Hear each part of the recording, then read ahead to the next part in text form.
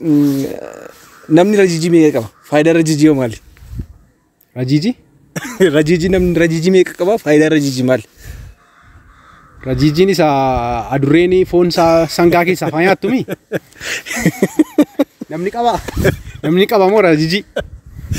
Namni qaba rajiji. Namni rajiji meeqa qaba? Amma maattan namni rajiji qaba jedhee hin beeku. Tiruu kalee faan beeka malee rajiji hin beeku. Meeqa akka inni qabus hin beeku. Namni tokko rajiji meeqa qaba? Rajijiin immoo bu'aa maalii qaba?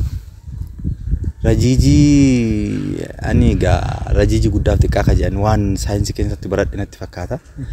Rajiji lama qaba waan jedhuun natti fakkaata. Kan jedhu natti fakkaata. Faayidaan isaa maal jettanii yaaddu? Egaa ani kan hubadhetti largest intestine and small intestine waan hin baradhe natti fakkaata.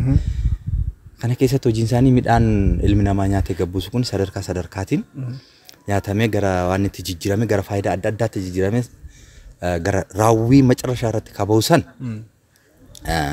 ka large intestine kan ba'u natti fakkaata. Ayyee yaadannoo lattaniif galatooma. Bittaan.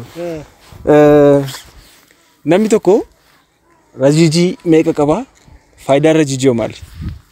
Rajiji yeroo jettu rajiji kana beektaa maal turesti gara biraa afaan biraatiin natti mime rajiji naan afaan oromoodhaan rajiji sin jechaadha. Afaan oromooti rajijimtu maali? Afaan oromooti jana rajiji yeroo jedhamu xiqqoo kana yaadadhu yeroo ra'ee qallu hoolaa qallu tokko waa xiqqishuu nan arga waan amma kana qaba jechuudha namni. Namni ni qaba. Ni qaba. Akkas taatu lama yoo baay'atte lama caalaa waan jiraatu natti fakkaatu. Tole galatoomii yaadannoo laachuu keetiif ulfaadhu galatoomii hordofa. Namni tokko rajiji meeqa qaba?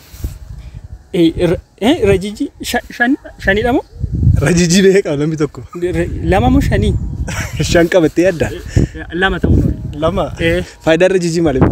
Bishaan qulqulleessuu natti fakkaata. Bishaan maalii qulqulleessa? Bishaan garaa kanatti dhudde qulqulleessee karaa hadhooftuu kana baasanitti fakkaata. Galatoomii yaadannoo laachuu keetiif si galateeffannaa ulfaadhu. Galatooma. Ayyee.